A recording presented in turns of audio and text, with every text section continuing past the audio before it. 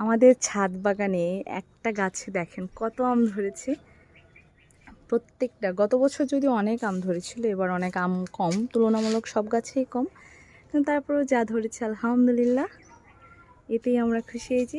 এই আমের সাইজগুলি কিন্তু অনেক বড় হয়ে গেছে, এখনই পাকার আগেই যে সাইজ, দেখতেই খুব ভাল লাগে। কি পুরা গাছ ভর্তি আম। এখানে আরো গাছ আছে, এখানে এই যে একটা থোকার মধ্যে কতগুলি, মাশাআল্লাহ মাশাআল্লাহ, অনেক আম।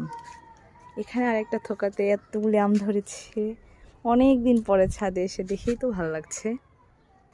এই যে আমার বেগুন গাছে বেগুন উকি দিচ্ছে, অনেকগুলি বেগুনের কলি এসেছে।